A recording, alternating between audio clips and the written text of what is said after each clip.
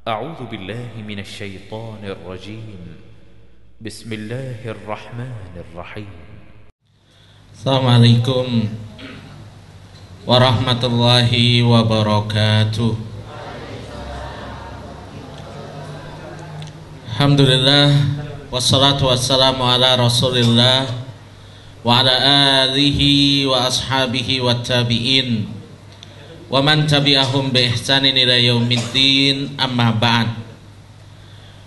Bapak Ibu sekalian, pertama kali kita panjatkan puji syukur kepada Allah Subhanahu wa taala yang telah mengumpulkan kita pada sore hari ini, dan semoga Allah akan mengumpulkan kita kembali kelak di dalam surganya. Salawat dan salam kita haturkan kepada Rasulullah sallallahu alaihi wasallam, yang mana beliau telah bersabda di dalam hadisnya, inna fi yaumil jum'ati la sa'atun tustajab. Sesungguhnya pada hari Jumat itu ada satu masa yang sangat singkat, di mana doa sangat mustajab sekali.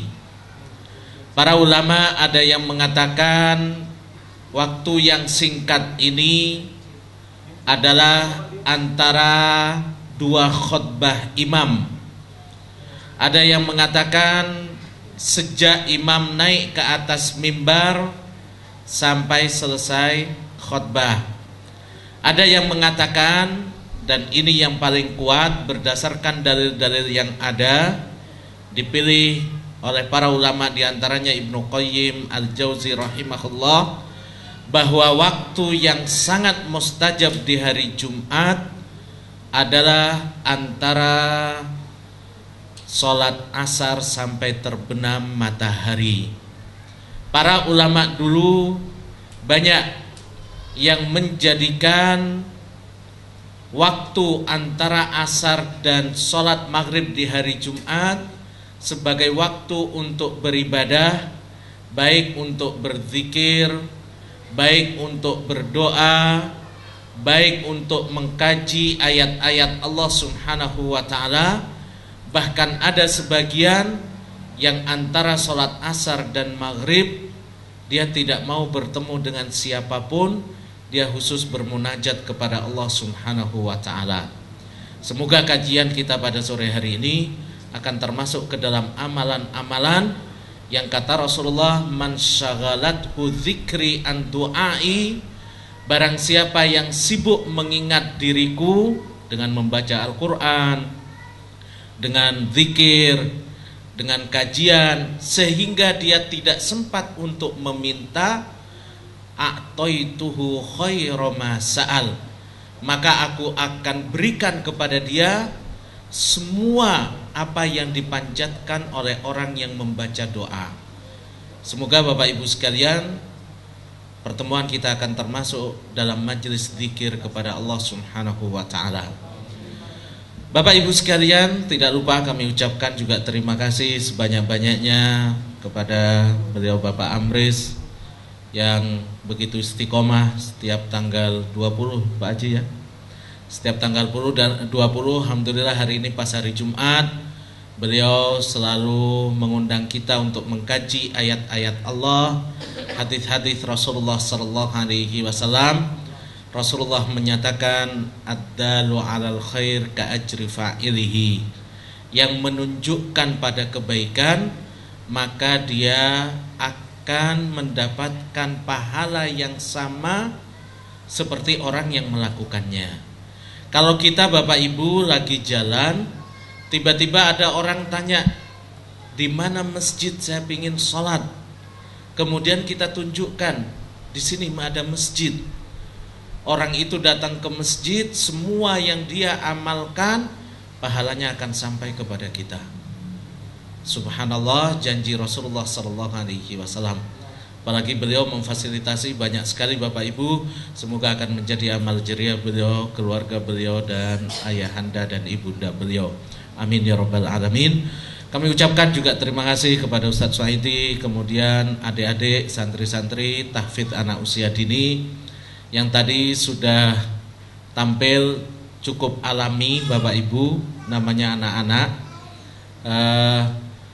Anak-anak ini baru belajar di tempat kita belum ada setahun, jadi baru sekitar satu semester,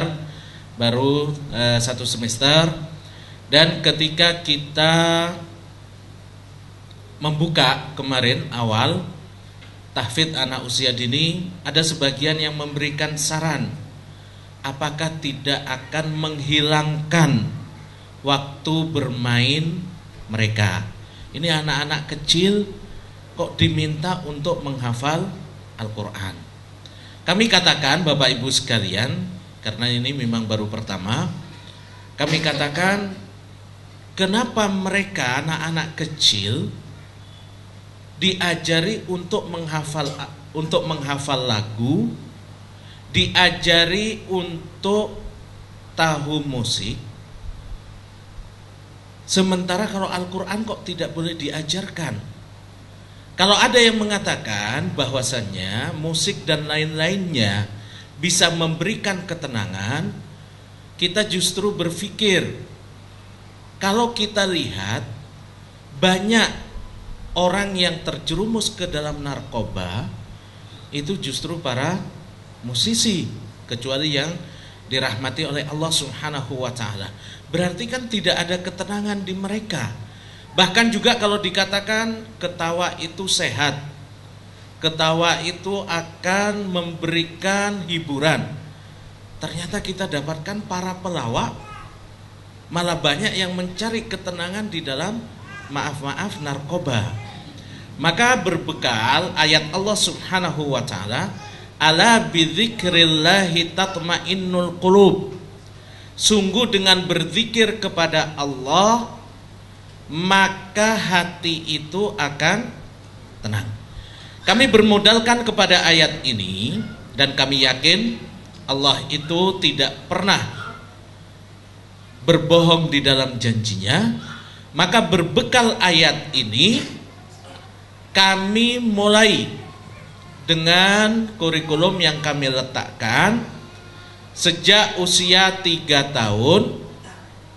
Anak-anak ini kita didik dengan Quran, dengan keimanan, dan insya Allah kita programkan setelah 4 tahun, sekitar 7 tahun, 8 tahun, kita berharap mereka sudah bisa hafal 30 juz.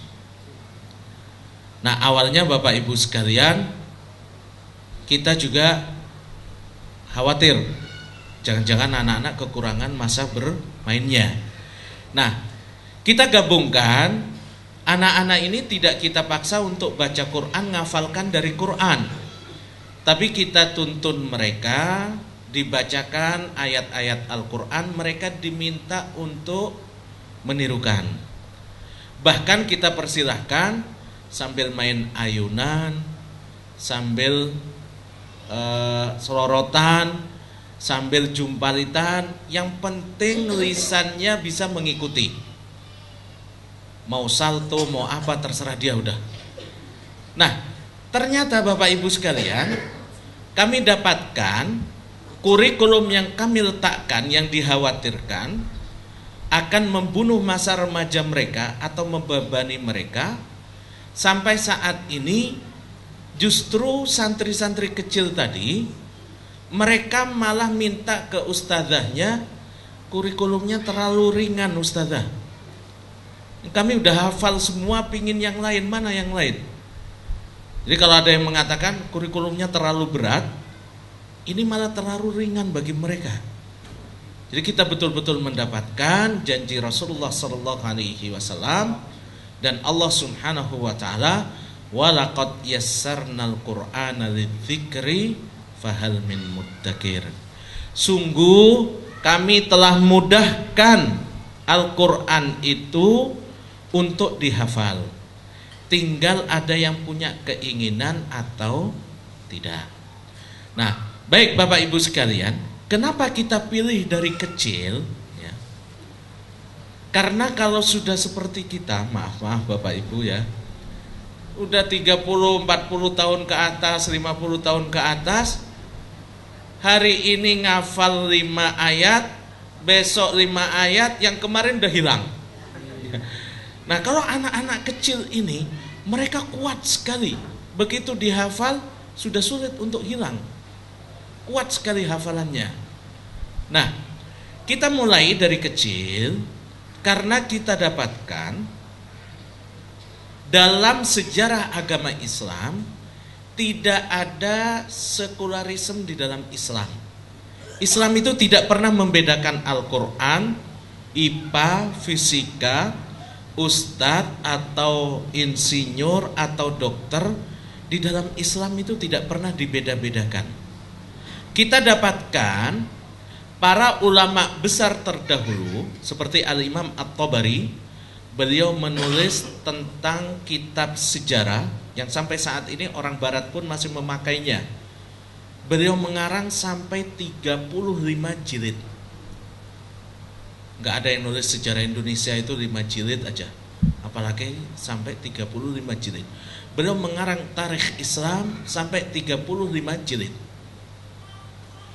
Nah, apa rahasianya? Beliau sudah hafal Al-Quran sebelum usia 10 tahun.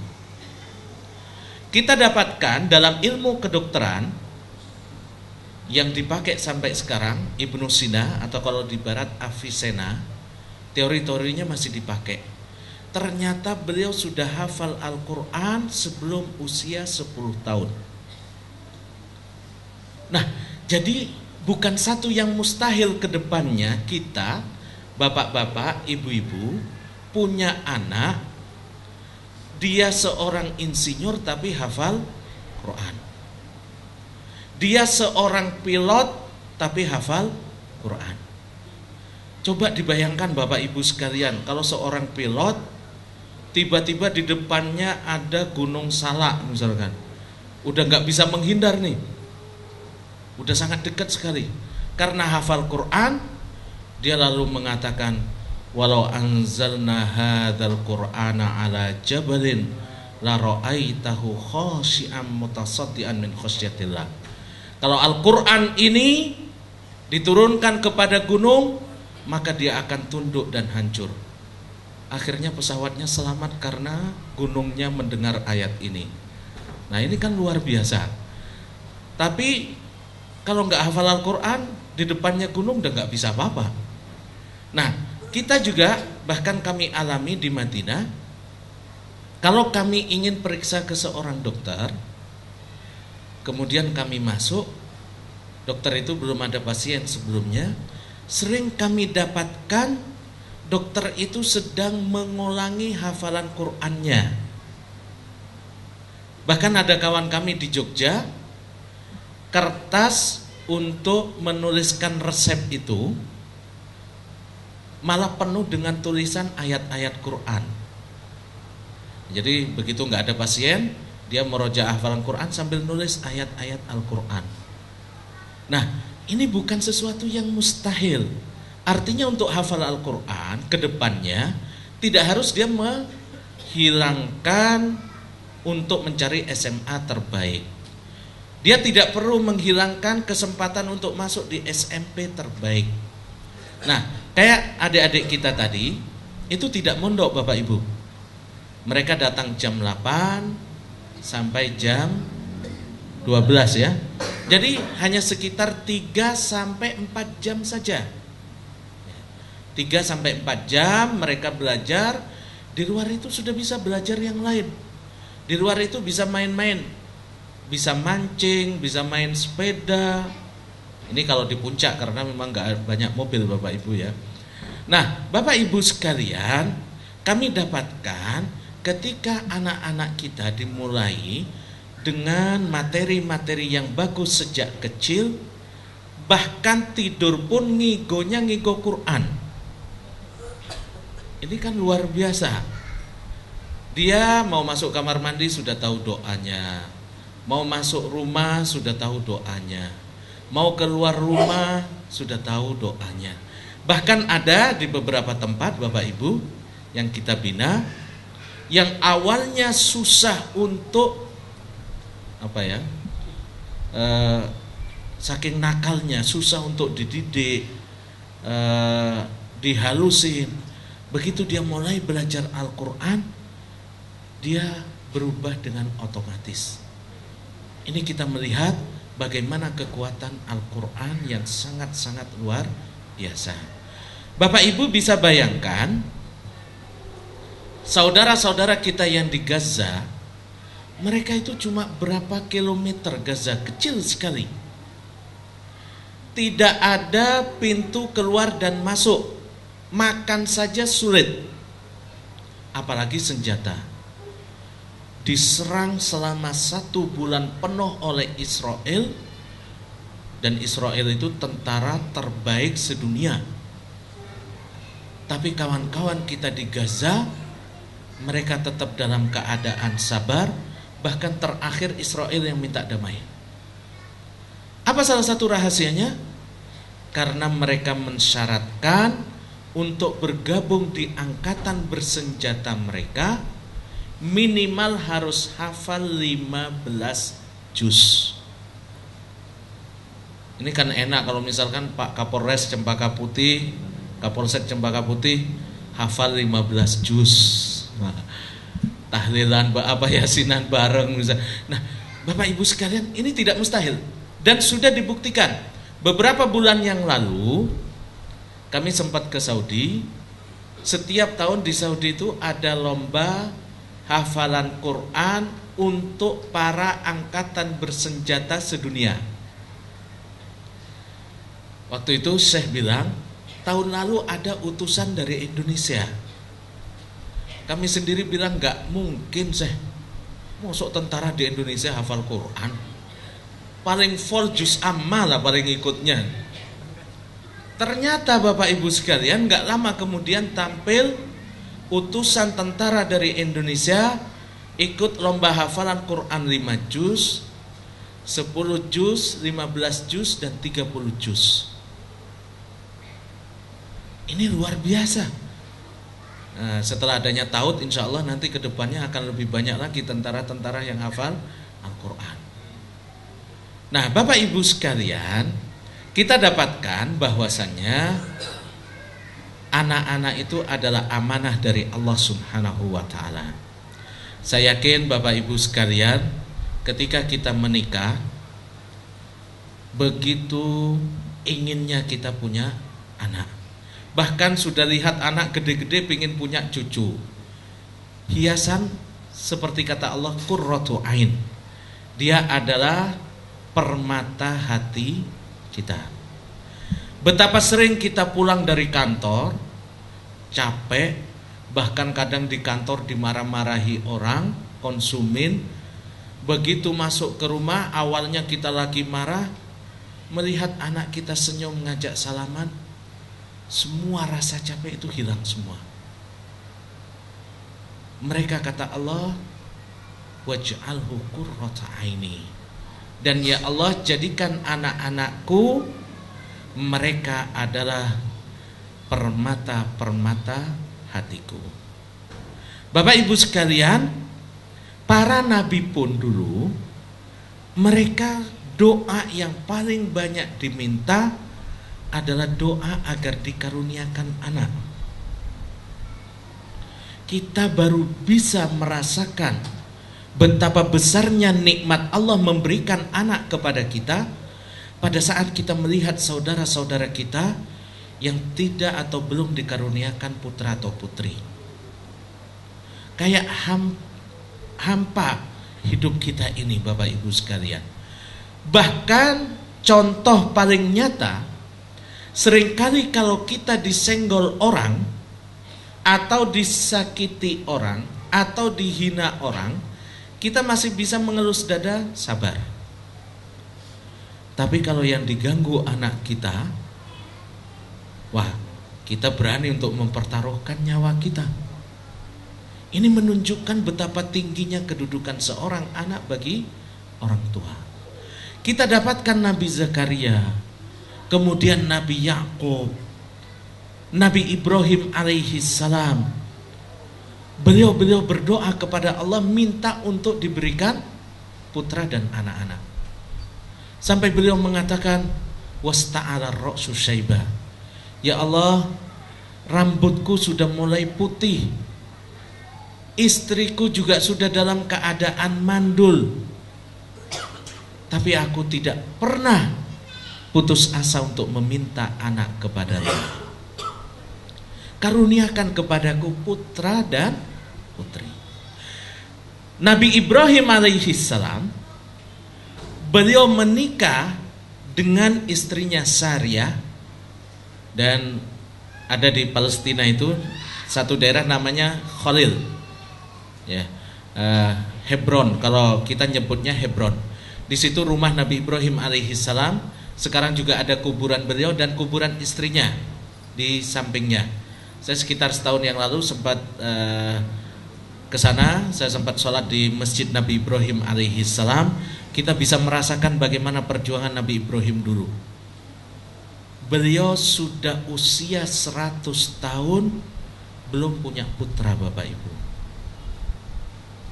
Orang terdahulu itu usianya memang panjang. Nabi Nuh dakwahnya saja 950 tahun. Nah, kalau kita umat Rasulullah, kata Rasulullah, ma baina sittin wa sab'in.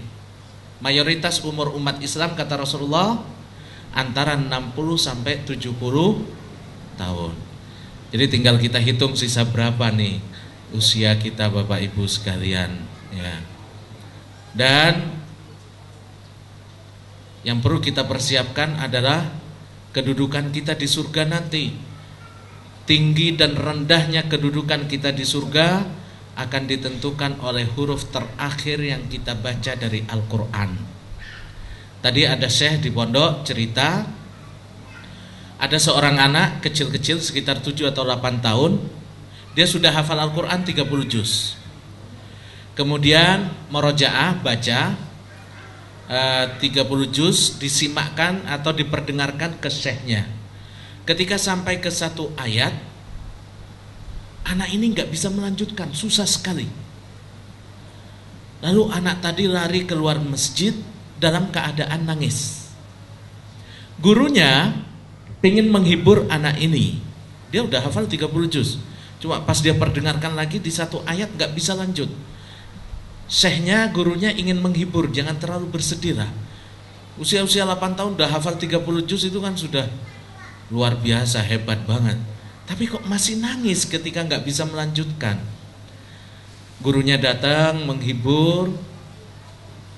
Lalu si anak ini, Bapak Ibu, lihatlah bagaimana Al-Quran menjadikan anak kecil jauh lebih dewasa dari usianya, bahkan mungkin punya hati yang jauh lebih kaya dari kita. Apa kata anak ini? Wahai guruku, saya tidak menangis karena saya tidak bisa melanjutkan itu atau karena saya takut hafalan saya hilang. Tapi saya menangis karena saya takut ini adalah huruf terakhir, Allah memperkenankan saya membacanya, sehingga kedudukan saya di surga hanya sampai sini. Anak kecil 8 tahun sudah takut tempatnya di surga, gak bisa naik karena gak bisa melanjutkan ayat tadi. Nah, kita Bapak Ibu sekalian, kalau bangun di sepertiga akhir malam, kita baca Quran, coba kita renungkan, setiap huruf itulah yang akan mengangkat kita di dalam surga. Setiap huruf itulah yang akan bisa menjadikan kita pada derajat para nabi dan para solihin, para syuhada. Nah, Bapak Ibu sekalian, kita dapatkan Nabi Ibrahim alaihissalam, beliau berdoa kepada Allah meminta agar dikaruniakan seorang anak. Kemudian Allah subhanahu wa ta'ala mengkaruniakan kepada beliau seorang anak setelah beliau menikah dengan Hajar.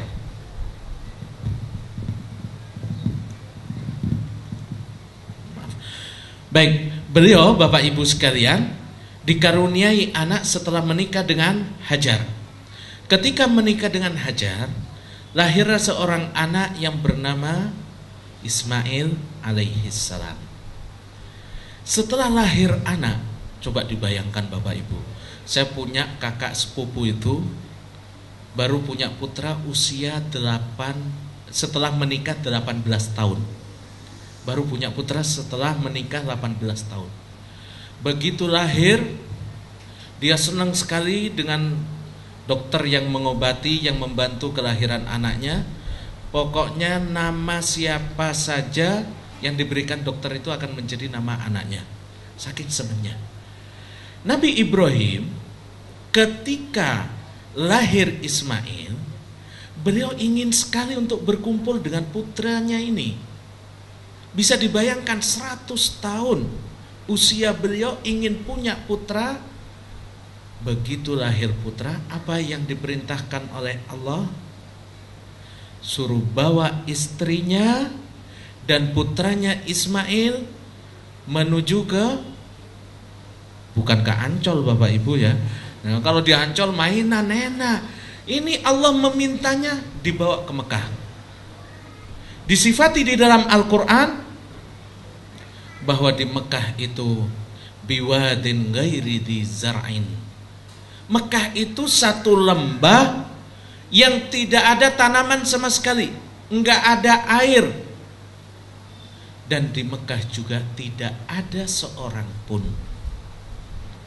Coba kalau kita sebagai ayah mendambakan putra 100 tahun, begitu lahir suruh bawa. Kalau kita sebagai istri baru dalam keadaan nifas, dalam keadaan nifas, itu biasanya ibu-ibu kalau nifas kan lagi manja-manjanya itu, pengennya bikin kopi apa suaminya lah, pembantu mau bikinin nggak boleh, gantian lah. Masa cuma saya yang kesakitan melahirkan, yang gantian suaminya yang melahirkan. Pengen bermanja-manjaan dengan keluarganya. Tapi Allah minta dalam masih keadaan nifas agar Nabi Ibrahim membawa istrinya Hajar dan putranya yang masih Mira menuju ke satu tempat, bukan untuk rekreasi dan berwisata, bukan untuk liburan apa govace apa sekarang ini. Nah, disuruh bawa ke Mekah Bapak Ibu. Ditambah lagi selama perjalanan Nabi Ibrahim tidak boleh berbicara dengan istri dan anaknya. Gimana coba kalau kita yang mengalami? Udah langsung nyerah itu Bapak Ibu. Bapak Ibu lah perjalanan misalkan dari sini ke Jogja pakai mobil, nggak boleh berbicara dengan keluarga. Sepanjang perjalanan kayak apa kira-kira mobil itu? Ini perjalanan 1 bulan penuh gak boleh berbicara. Istrinya dalam keadaan nifas. Putra 100 tahun ditunggu kedatangannya, gak boleh ngajak bicara dengan putranya. Kita kalau baru punya putra, Masya Allah, baru hari pertama, hari kedua udah kita ceritakan macam-macam sama dia. Nah Bapak Ibu sekalian, Nabi Ibrahim alaihissalam ingin berkumpul dengan putranya. Setelah sampai di Mekah, beliau diperintahkan oleh Allah bukan menemani keluarganya, tapi beliau diperintahkan tinggalkan anak dan istrimu di sini dan kembalilah engkau ke Palestina. Baru selesai nifas mungkin atau belum selesai nifas, putranya masih kecil, beliau sudah mendambakan 100 tahun kedatangannya. Setelah itu suruh tinggalkan, kembali lagi ke Syam, ke Palestina. Hajar sebagai seorang istri pantas Bapak Ibu kalau bertanya sama suaminya, wahai Ibrahim, kepada siapa engkau akan titipkan kami di sini? Kita biasanya mau seminggu keluar kota saja sudah mulai wasiat itu. Apalagi kalau kita suami istri mau pergi tinggal anak-anak, kulkas sudah penuh dengan makanan, dengan es krim, dengan ini di Mekah nggak ada es krim Bapak Ibu. Hajar bertanya, kepada siapa engkau akan titipkan kami wahai Ibrahim? Nabi Ibrahim nggak boleh menjawab, dilarang oleh Allah untuk berbicara dengan istrinya. Beliau berjalan. Hajar tanya lagi, kepada siapa engkau akan titipkan kami? Nabi Ibrahim gak boleh menjelaskan. Kemudian Hajar membuktikan sebagai seorang istri yang soleha, yang pantas untuk menjadi panutan bagi kita para ibu saat ini. Hajar kemudian bertanya kepada suaminya, Allahu amaraka bihadza? Wahai Ibrahim, apakah Allah yang memerintahkan engkau untuk melakukan ini semua? Nabi Ibrahim, beliau hanya bisa mengangguk karena gak boleh berbicara. Kemudian Hajar dengan penuh kemantapan hati, beliau mengatakan, Idzan la yudayyi'unallah. Kalau memang Allah yang memerintahkan engkau, maka saya yakin Allah tidak akan menyia-nyiakan kami. Ini kalimat ini sulit Bapak Ibu sekalian. Tinggal suami pergi setahun misalkan, terus ya udah Allah yang bersama saya. Wah, ini susah. Nah, Bapak Ibu sekalian, ketika Hajar mengatakan kalau memang Allah yang memerintahkan, maka Allah tidak akan menyia-nyiakan kita, menyia-nyiakan kami. Beliau bukan terus duduk manis. Makanya dalam agama Islam, la rohbaniyata fil Islam, tidak ada kerahiban di dalam agama Islam. Ketika kita mengajarkan Quran pada anak-anak kita, adik-adik kita yang kecil, bukan kemudian mereka kita cukupkan dengan Quran. Nanti kita ingin berikan mereka keterampilan, kita bekali mereka dengan skill-skill yang bisa mendorong hidup mereka. Maka kalau ada seseorang yang cuma tinggal di masjid, zikir, wirid, lalu dia mengatakan saya orang yang paling takwa, ini tidak sesuai dengan ajaran Islam. Kalau ada orang mengatakan, anak saya nggak usah sekolah lah, nanti kalau memang pintar sendiri, nggak bisa Bapak Ibu sekalian. Kita mendapatkan bagaimana kisah Hajar ketika ditinggal oleh suaminya Nabi Ibrahim, beliau tetap berusaha antara Safa ke Marwah. Berapa kali? 7 kali. Bisa dibayangkan saat itu masih dalam keadaan padang pasir, belum ada AC. Sekarang tempat saya udah full AC Bapak Ibu. Itu aja kalau kami bawa jemaah, Ustadz capek Ustadz, bawahnya sudah marmer, full AC, nggak kena matahari, di atas sudah ditutup, air zam-zam di mana-mana. Hajar dulu nggak ada air sama sekali, justru cari air antara Safa dan Marwah. Sekarang baru 3 putaran kalau kami bimbing jemaah, Ustadz asam uratnya ini udah luar biasa bagaimana pengorbanan beliau.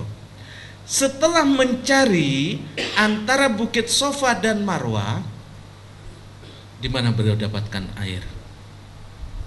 Bukan di antara Safa dan Marwah. Beliau mendapatkannya di samping Hajar Aswad, di kaki Nabi Ismail alaihissalam.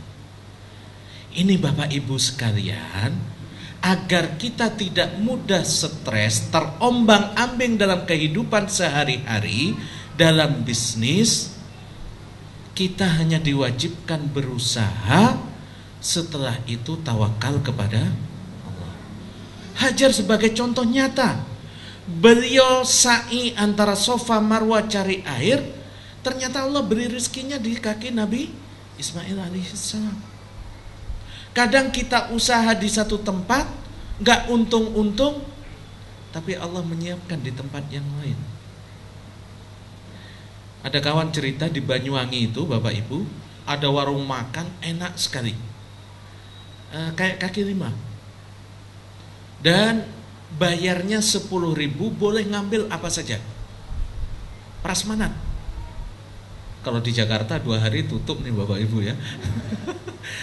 Nah, kawan-kawan yang mampir tanya ke penjualnya, Pak, Ibu, ini bayar 10.000 semua ada, apa enggak rugi? Apa jawabannya?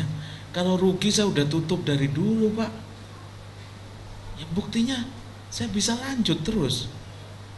Nah ternyata orang yang makan enggak tega bayar 10.000 Bapak Ibu. Jadi infaknya lebih besar daripada 10.000-nya. Nah kita diwajibkan oleh Allah untuk bekerja, setelah itu diserahkan kepada Allah Subhanahu wa ta'ala. Seringkali kita gagal manakala kita menggantungkan kesuksesan hidup kita pada skill dan kemampuan kita. Kita lihat bagaimana Fir'aun itu mengatakan ana rabbukumul a'la. Fir'aun mengatakan kepada seluruh penduduk Mesir, saya adalah Tuhan tertinggi kalian. Saking sombongnya Fir'aun. Ada yang mengatakan Fir'aun sampai minta disembah karena dia gak pernah sakit seumur hidupnya. Jadi bersyukur kalau Bapak Ibu masih sakit, berarti Allah melindungi biar kita gak jadi Tuhan Bapak Ibu ya. Nah Fir'aun ini gak pernah sakit, lalu saya Tuhan gak pernah sakit. Fir'aun mengatakan ana rabbukumul a'la, saya adalah Tuhan tertinggi kalian, Tuhan yang maha agung. Apa dia katakan?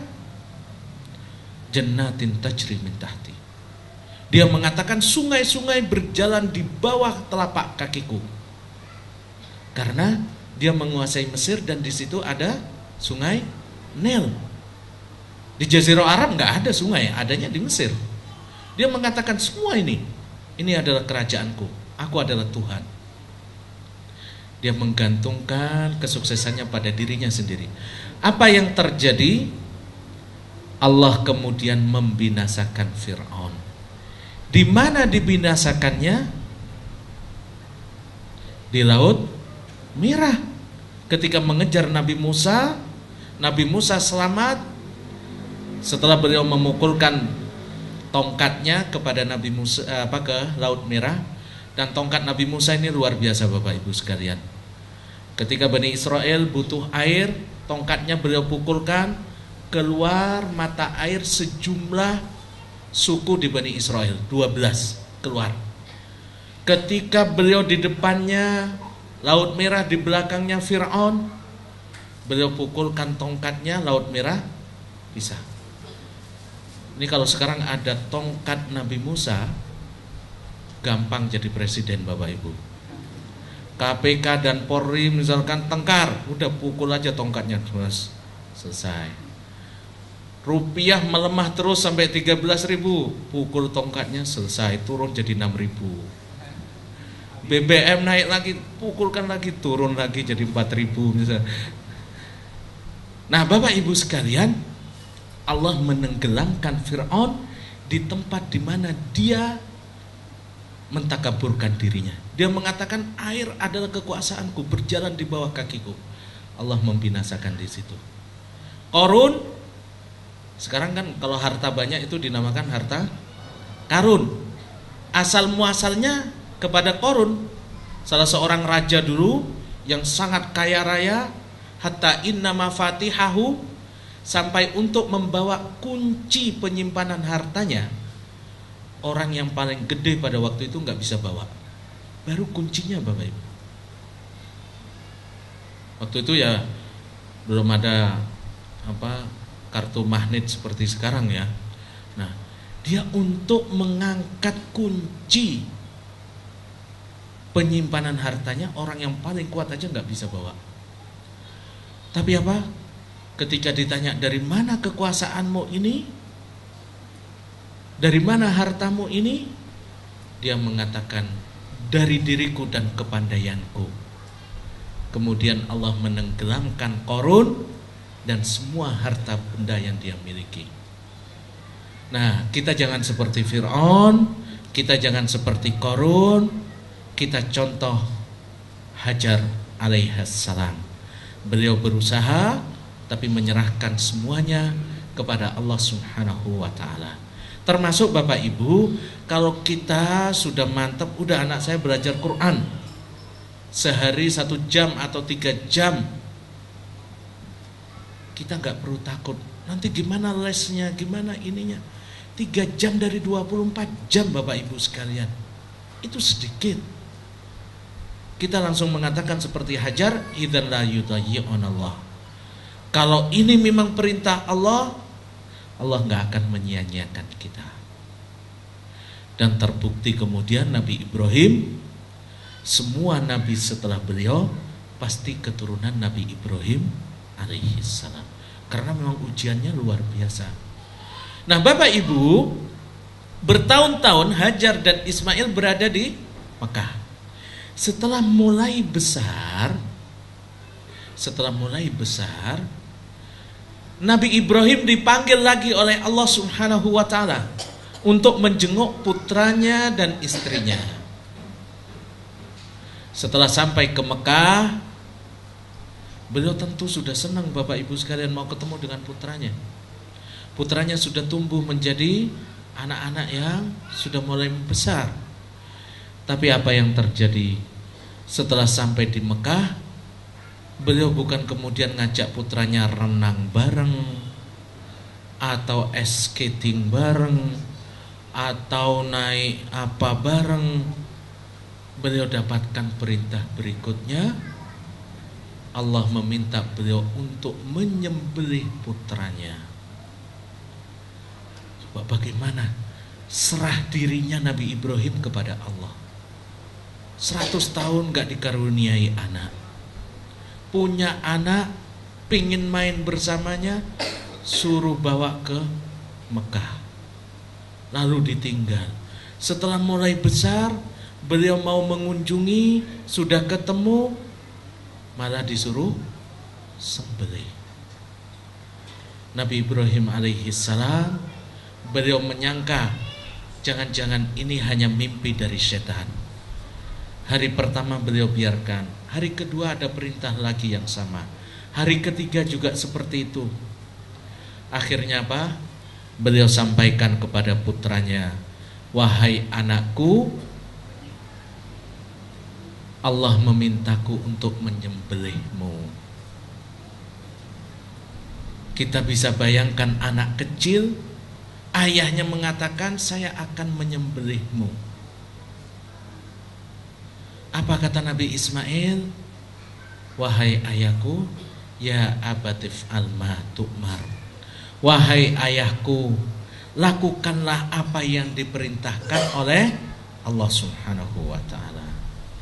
Sekarang Bapak Ibu, jangankan kita bilang sama anak kita, saya disuruh Allah nyembelih kamu, kita bangunkan, yuk sholat, nanti dululah mama, masih lama ini.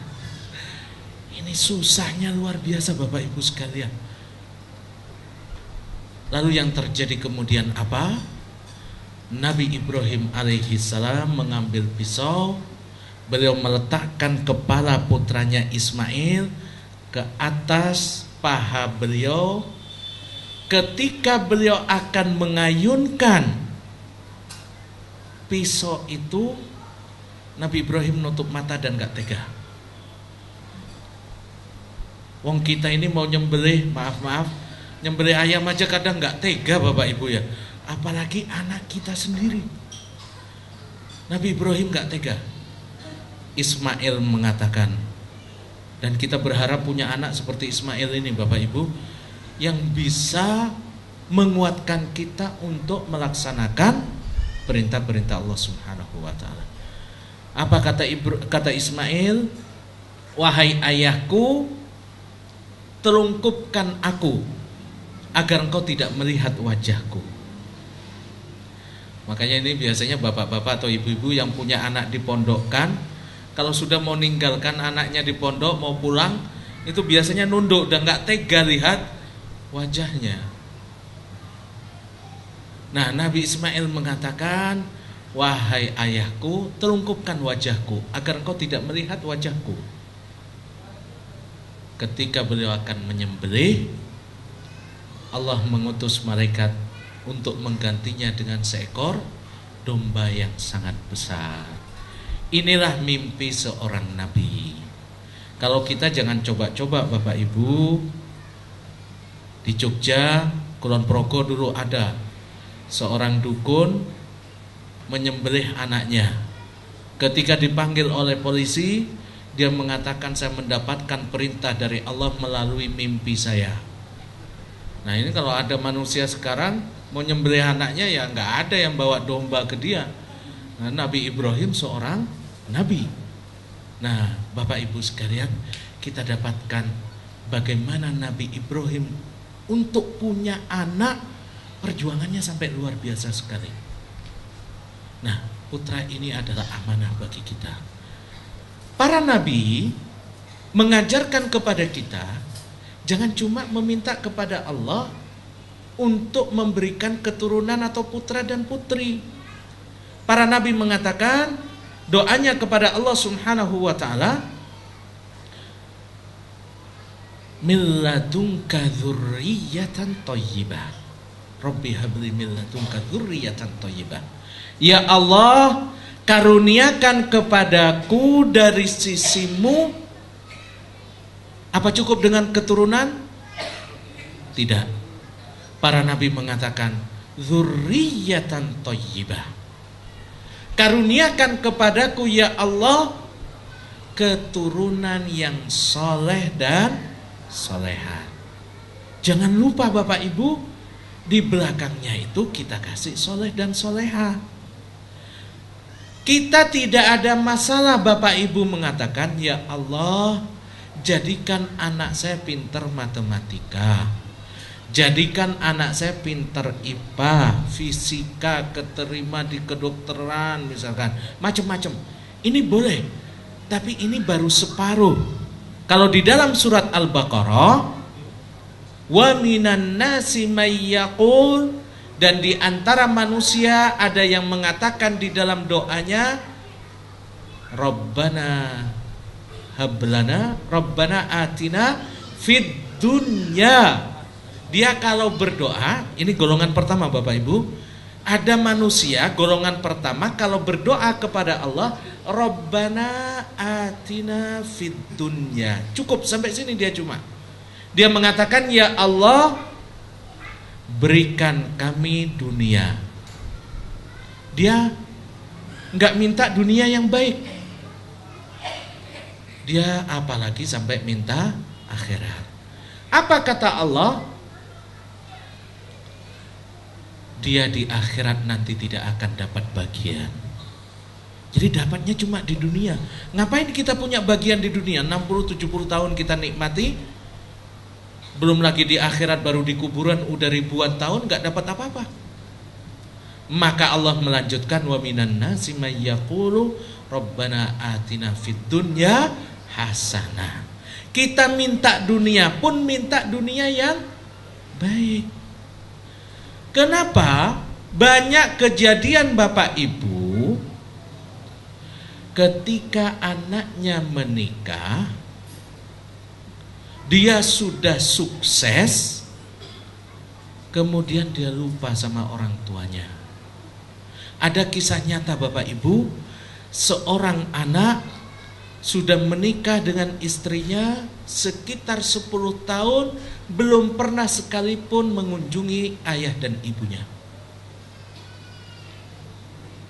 Ini bahaya kalau kita berdoanya cuma, ya Allah pandaikan anak saya, kasih dia kesuksesan dunia. Kita mengatakan dunia yang baik. Baik untuk dia, baik untuk orang tua, baik untuk agama dan negara kita. Ketika sudah 10 tahun dia menikah, istrinya bilang, wahai suamiku, kita udah menikah 10 tahun belum pernah mengunjungi orang tua. Bagaimana kalau besok malam kita mengunjungi beliau? Akhirnya pagi-pagi si suami ini menelpon ibunya, karena ayahnya sudah meninggal. Dia mengatakan, wahai ibuku, setelah selesai sholat maghrib, siap-siap tunggu di rumah, saya akan menjemput engkau. Bapak Ibu, kita baru merasakan perjuangan orang tua kita setelah punya anak. Ibu ini begitu senang banget. Anaknya yang hilang 10 tahun tiba-tiba menelpon dan mengabari akan ngajak makan malam. Akhirnya dia sudah bersiapan, saking senengnya semua tetangganya dikasih tahu, Bapak Ibu. Ini kita sebagai orang tua kalau punya anak kita sukses, wah, kawan di kantor, tetangga semua kita kasih tahu. Sebagian anak kadang nggak mau mengenalkan orang tuanya. Nah, ketika dikasih tahu habis maghrib, anaknya datang, ibunya sudah siap, sangat rapi sekali. Akhirnya dia ajak makan malam. Ibunya nangis, Bapak Ibu sekalian, 10 tahun nggak pernah dijenguk. Selesai makan malam, si ibu mengatakan, saya senang banget malam ini engkau mengajak aku makan malam, dan saya mendambakan waktu-waktu seperti ini. Saya bisa makan dengan kamu seperti dulu engkau masih kecil. Maka saya mohon kepadamu, waktu lain kita makan malam lagi, tapi dengan syarat saya yang bayari, kata ibunya. Si anak ini mengiyakan, iya ibu, saya akan telepon, nanti ketika ada waktu kosong kita akan makan malam lagi. Begitu kembali Bapak Ibu, anak ini sibuk lagi dengan pekerjaan, dengan bisnisnya, dengan profesinya. Lupa dengan janji kepada ibunya. Sampai satu saat setelah bertahun-tahun, ada telepon, dia sedang di luar kota, memberitahukan kalau ibunya dalam keadaan sakit. Orang ini, dia yang cerita sendiri, dia mengatakan, nanggung sekali, pekerjaan saya sudah hampir selesai. Maka saya bilang, ya, saya akan pulang setelah sekitar 2 hari, karena nanggung kerjaan saya tinggal sedikit lagi. 2 hari dia balik, ternyata ibunya sudah meninggal dan sudah dikuburkan. Gak lama kemudian, pemilik rumah makan tempat dia makan dengan ibunya telepon kepada dia, wahai fulan, ada undangan makan malam untuk Anda di restoran saya, di meja nomor sekian, Anda kami tunggu malam ini. Dia gak tahu siapa yang ngundang. Akhirnya dia datang dengan istrinya, dengan anaknya. Semua sudah disiapkan. Pemilik restoran mengatakan, silahkan Anda makan dulu. Dia makan, mengira orang yang mentraktir dia lagi di jalan dan segera datang. Ditunggu berjam-jam, gak datang-datang. Makanan sudah habis, gak datang-datang tamunya. Dia ingin bayar makanan itu. Begitu mau bayar, ternyata makanan itu sudah dibayar, dan yang bayar almarhumah ibunya. Ibunya menunggu untuk makan bersama lagi sampai meninggal gak keturutan. Ini pentingnya Bapak Ibu, kita kalau minta berdoa untuk anak-anak kita, jangan cuma minta kesuksesan dunia. Sekarang fitnahnya itu banyak sekali. Betapa ruginya kita kalau sedang dalam keadaan sakaratul maut, anak kita malah sibuk dengan bisnisnya, gak dampingi kita. Kita mungkin gak bisa nyalahkan anak kita, karena kita doanya cuma Rabbana atina fid dunya, berikan kesuksesan dunia dia, pinterkan matematika ini. Gak pernah kita matematika pun kita gak pernah doakan agar dia membawa kebaikan bagi dirinya, orang tuanya, agamanya. Kita cuma minta dia sukses dunia. Akhirnya dunia itu bukan membawa kebaikan, tapi membawa keburukan. Famalahu fil akhirati min khalaq. Dia gak akan pernah dapat bagian di akhirat kelak. Jadi kalau kita berdoa, tetap doakan kesuksesan dunia. Fid dunya hasanah. Harus diikat kesuksesan dunianya itu yang membawa kebaikan. Dan lanjutkan wa fil akhirati hasanah. Agar di akhirat nanti kita bisa berkumpul lagi bersama dia. Kalau kita cuma minta dunia, kalau di akhirat dipisah-pisah gimana? Nah, Allah mengatakan ada di antara manusia yang cuma minta dunia. Jangankan akhirat, dunia pun dia tidak mengikat dengan yang baik. Nah, para nabi dulu kalau berdoa, min ladunka dzurriyyatan thayyibah. Ya Allah, karuniakan kepadaku anak dan keturunan, tapi dikasih syarat thayyibah, yang baik ya Allah. Kemarin Bapak Ibu di Madura itu, di Pamekasan, ada seorang putra usianya udah 38 tahun. Dia hijrah, bukan hijrah ya. Kalau hijrah kan baik ya. Dia di Kalimantan, pulang-pulang tiba-tiba ayahnya yang sudah usia 80 tahun disandera. Karena dia lagi sakau, mau beli narkoba nggak dapat, ayahnya disandera. Ini apa gunanya kita punya putra kalau justru akan menyusahkan kita di masa tua? Maka dari kecil Bapak Ibu kita bekali agama, insya Allah tidak akan kehilangan dunianya. Dia nanti hafal Quran, masuk SD sudah hafal Quran, atau tamat SD sudah hafal Quran, mau kita sekolahkan SMP, SMA yang modern, yang mahal, mau kita kuliahkan ke Eropa, kemana-mana, dia sudah hafal Quran, dia sudah bisa mendoakan orang tuanya, dia sudah tahu kewajiban-kewajibannya pada orang tua, pada keluarga. Aman kita Bapak Ibu sekalian. Nah, anak ini yang menyandera ayahnya, negosiasi tidak bisa, sampai polisi harus menembak dia. Ini kerugian baru di dunia, bagaimana di akhirat kelak? Kalau Allah menuntut kita, anak itu rusak karena kita nggak memberikan pendidikan. Mungkin anak itu kita sudah siap, na'udzubillah, kita sudah siap masuk surga, karena anak kita mengatakan ayah saya nggak ngajarkan Quran, nggak ngajarkan sholat, nggak ngajarkan doa. Anak kita narik kita, na'udzubillah, ke neraka. Kerugian yang sangat luar biasa sekali. Para nabi dulu mengatakan dzurriyyatan thayyibah.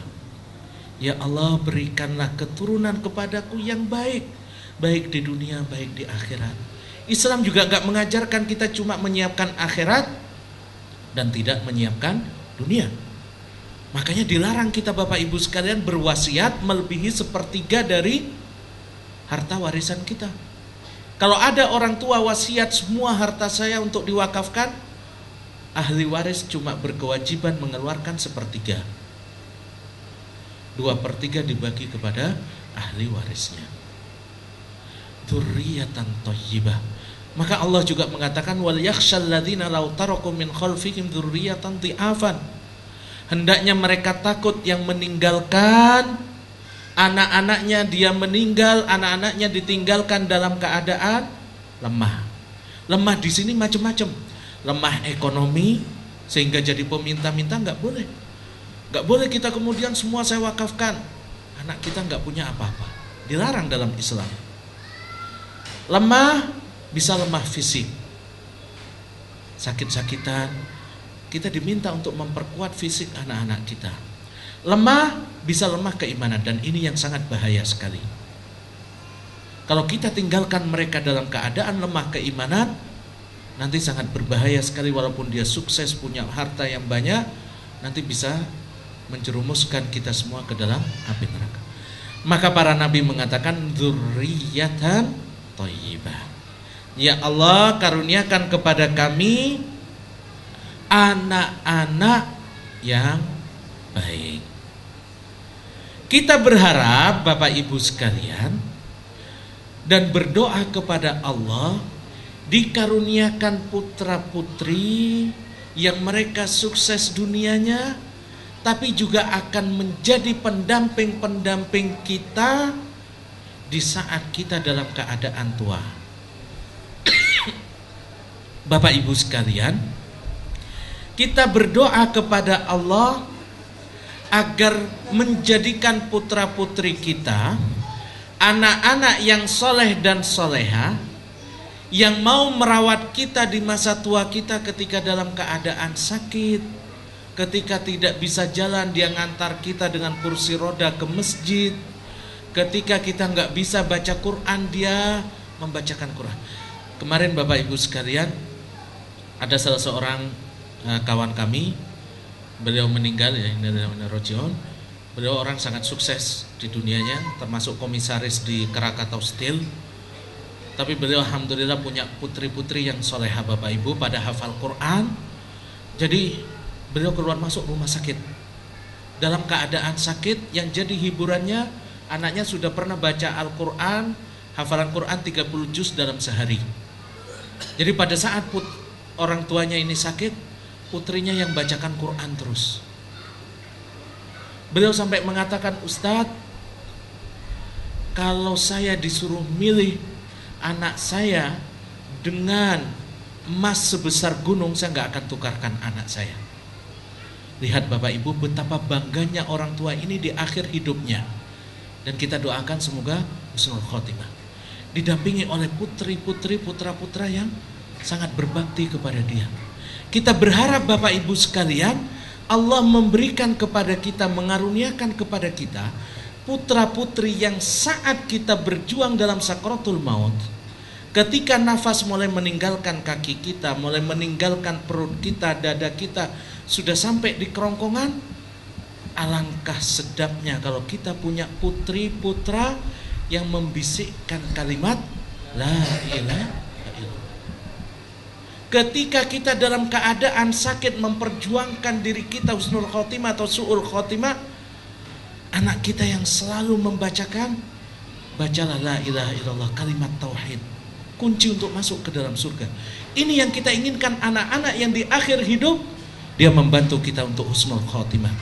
Bukan anak-anak yang naudzubillah Bapak Ibu, kita sedang dalam keadaan sakaratul maut, dia malah rebutan harta warisan. Lupa ayahnya, dia harus husnul khotimah, harus ngucap la ilaha illallah, malah tengkar dengan saudara-saudaranya rebutan harta warisan. Kita harus berdoa selalu kepada Allah, milladunka dzurriyyatan thayyibah. Ya Allah, karuniakan kepadaku putra dan putri yang mereka adalah anak-anak yang baik, yang bisa membimbingku di akhir hidupku. Ya. Demikian Bapak Ibu sekalian, kalau ada pertanyaan kami persilahkan.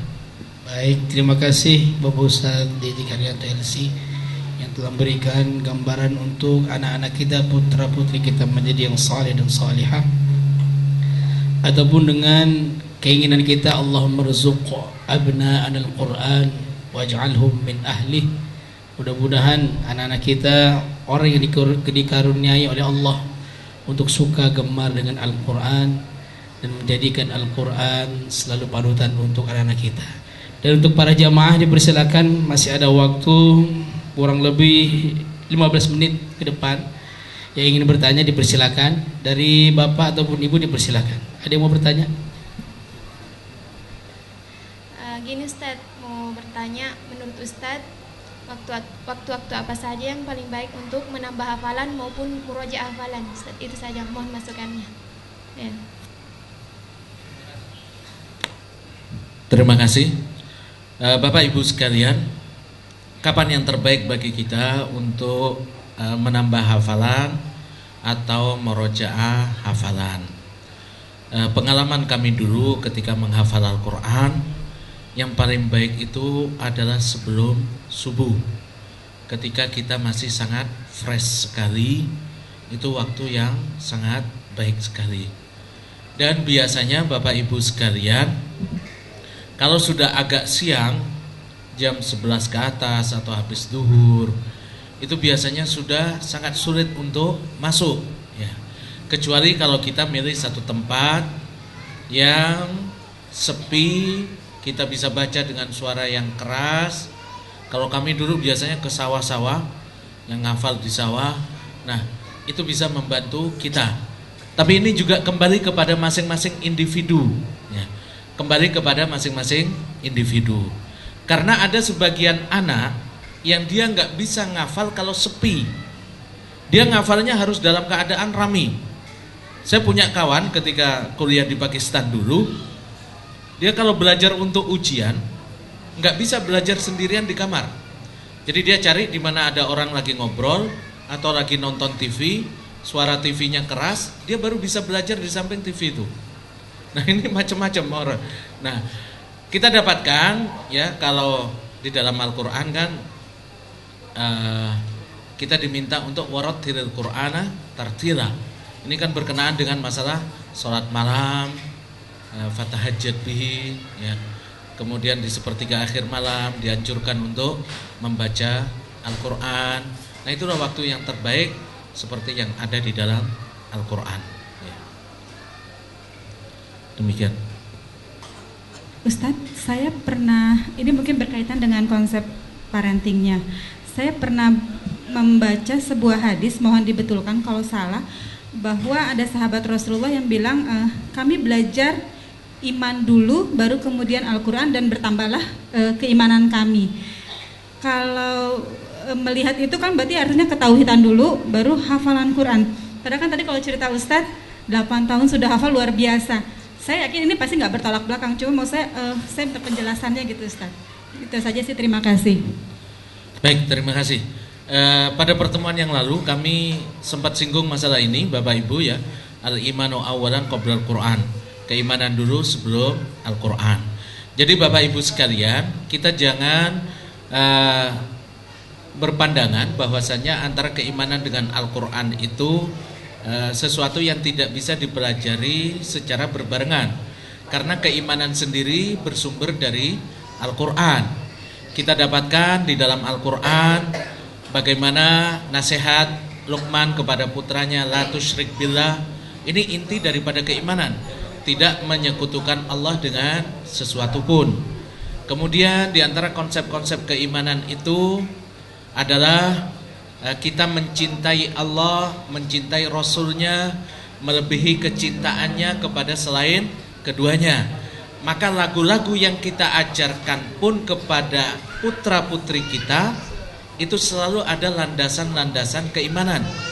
Maka tadi Bapak Ibu sekalian, adik-adik kita terakhir ketika mengatakan ilal liqa, sampai jumpa lagi, mereka mengatakan kita berjumpa karena Allah, kita berpisah juga karena Allah.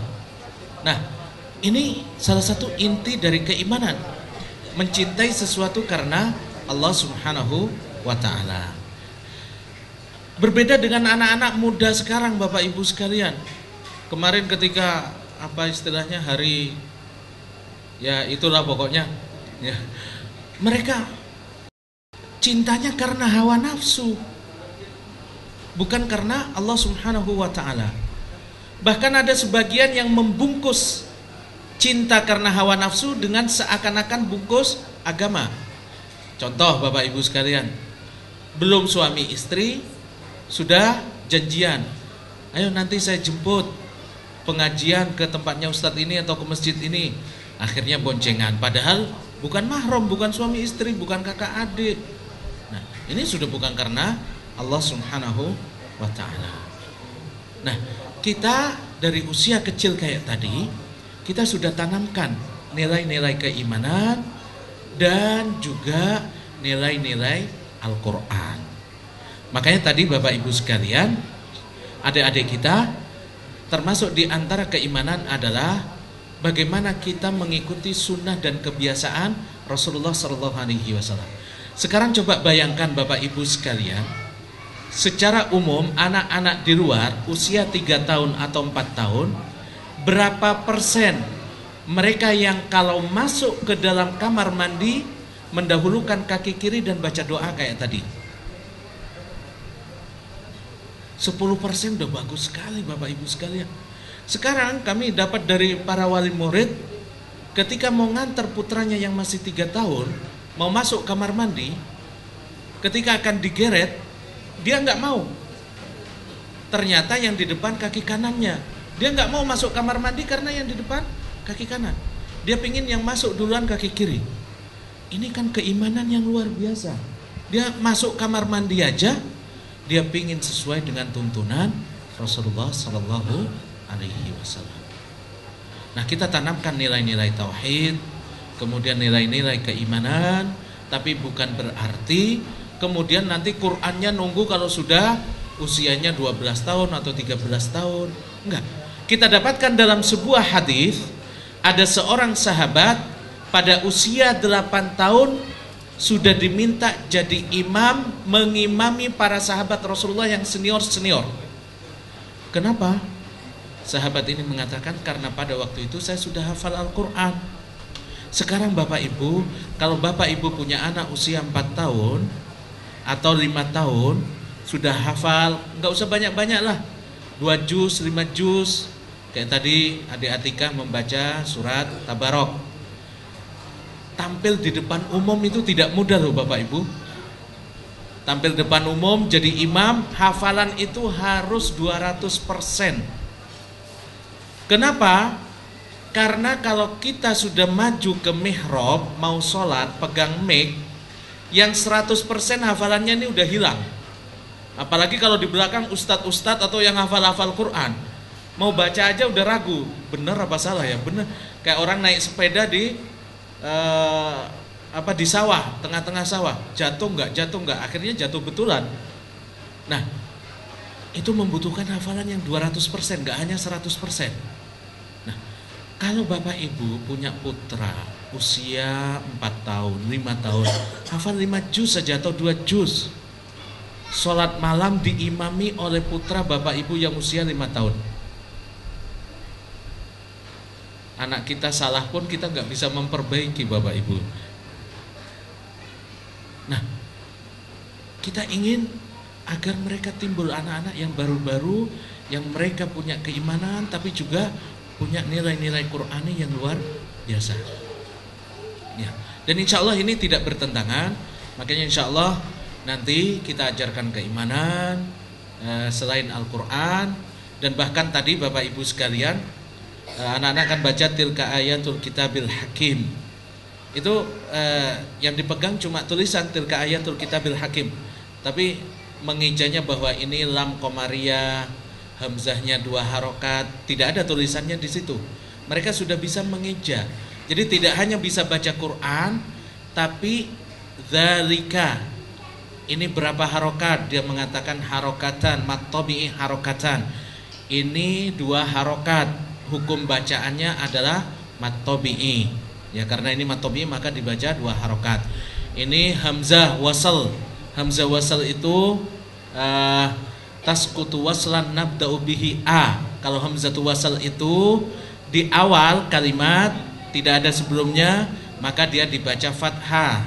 Tapi kalau ada yang sebelumnya, maka dia tidak dibaca. Kemudian alif lamnya ini komariah bukan syamsiah. Anak usia 3 tahun, 4 tahun bisa seperti itu kan?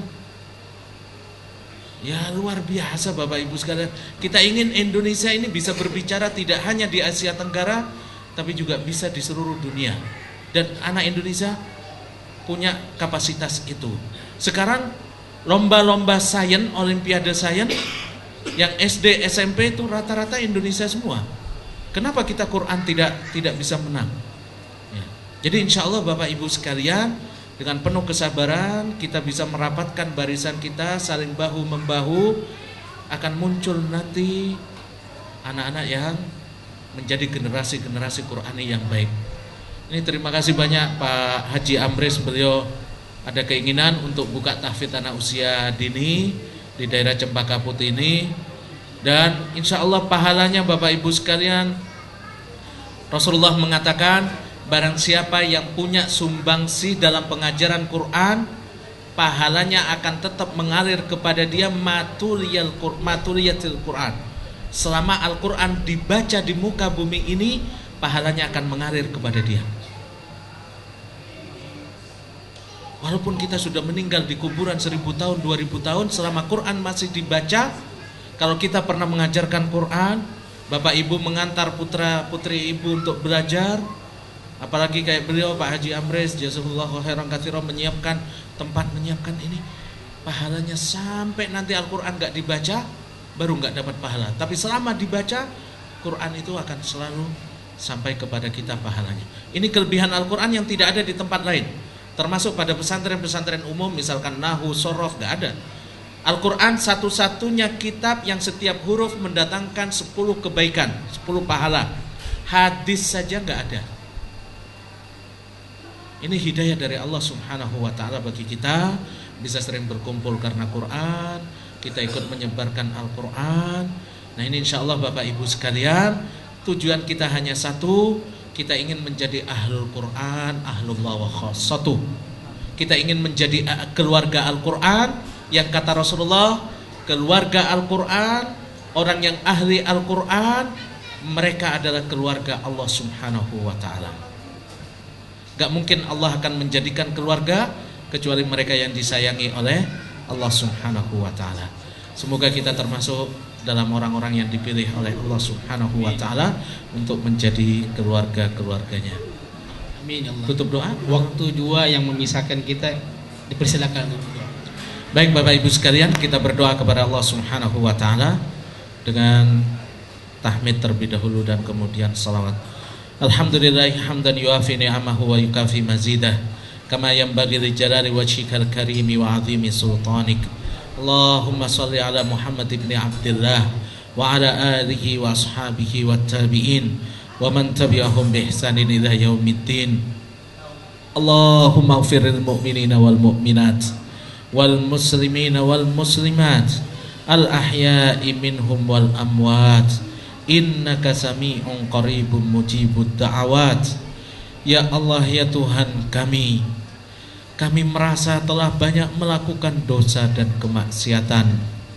Ya Allah, tutuplah rapat-rapat kemaksiatan dan dosa yang pernah kami lakukan. Sayangilah kami ya Allah, jangan Engkau buka dosa yang pernah kami lakukan. Ya Allah, ampunilah dosa-dosa kami, dosa saudara-saudara kami yang seiman dan seislam, yang pria maupun yang wanita, yang masih hidup maupun yang telah meninggal. Ya Allah, jangan Kau letakkan di dalam hati kami kedengkian pada saudara kami yang seiman dan seislam. Rabbana ighfir lana wa liwalidayna warhamhuma kama rabbayana shaghira. Ya Allah, ya Tuhan kami, sungguh kami memiliki kedua orang tua yang telah bersusah payah mengandung dan melahirkan kami, bersusah payah mendidik dan membesarkan kami. Ya Allah, di sore hari ini kami teringat begitu banyak kata-kata kami yang menyakiti hati kedua orang tua kami. Begitu banyak tingkah laku kami yang mengecewakan beliau ya Allah. Sering kami tidak sempat memohon maaf kepada beliau sebelum beliau meninggal. Maka ya Allah, di sore hari Jumat ini, ketika Rasul-Mu memberitahukan kepada kami sebagai waktu yang amat mustajab, kami memohon kepadamu, ampunilah dosa-dosa kami, ampunilah dosa-dosa kedua orang tua kami, limpahkan kasih sayang-Mu kepada keduanya, sebagaimana keduanya telah menyayangi dan membesarkan kami. Ya Allah, jika ada di antara kedua orang tua kami, paman kami, atau keluarga kami yang telah meninggal, jadikanlah kuburan beliau sebagai salah satu taman dari taman-taman surgamu. Jangan Kau jadikan kuburan ayah atau ibu kami sebagai salah satu lubang dari lubang neraka. Ya Allah, kami sangat rindu untuk berkumpul kembali bersama beliau. Kumpulkan kembali kami di dalam surgamu bersama kedua orang tua kami, bersama istri atau suami kami, putra-putri yang kami cintai ya Allah, dan kawan-kawan kami, sebagaimana Engkau telah mengumpulkan kami pada hari ini. Kami bisa duduk bersama mengkaji ayat-ayat-Mu. Kumpulkan kembali kami di dalam surgamu kelak. Jangan Kau cerai-beraikan kami di dalam api neraka. Rabbana hab lana min azwajina wa dzurriyyatina qurrata a'yun waj'alna lil muttaqina imama. Ya Allah, kami memiliki keluarga yang bersusah payah kami membangunnya. Jadikan keluarga kami sebagai surga kami, tempat kami melepaskan semua kepenatan hidup ini. Hadiahkan kepada kami anak dan istri yang bisa menjadi hiasan penglihatan dan sanubari kami. Ya Allah, ya Tuhan kami, hadiahkan kepada kami putra dan putri yang soleh dan soleha, yang bisa menjaga nama baik kami, putra dan putri yang soleha, yang penuh kesabaran, merawat kami di masa tua kami, di akhir hidup kami. Mereka yang membimbing kami untuk mendapatkan husnul khotimah, ya Allah. Ya Allah, jadikan mereka anak-anak yang selalu memintakan ampunan dan maghfirah setelah kami meninggal kelak. Ya Allah, berikan keselamatan pada agama kami, kesehatan pada jasmani kami, keberkahan pada rizki kami. Ya Allah, cukupkan kami dengan rizki yang halal, jauhkan dari yang haram. Cukupkan dengan rizki yang halal, jauhkan dari yang haram. Ya Allah, karuniakan kepada kami rizki yang halal, jauhkan yang haram. Ya Allah, ya Tuhan kami, berikan kepada kami kemudahan tatkala Engkau mencabut nyawa kami. Ya Allah, kami sering menyaksikan betapa susahnya saudara-saudara kami menghadapi sakaratul maut. Kami pun pasti akan mendapatkan giliran kami.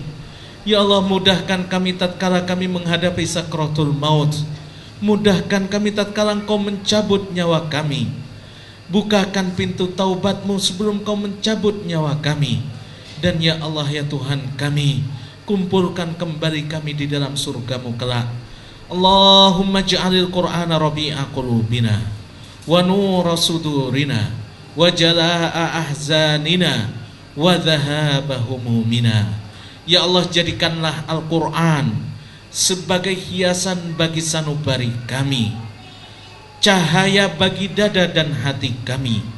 Jadikan ya Allah Al-Quran tempat kami mendapatkan hiburan dari segala musibah yang menimpa kami.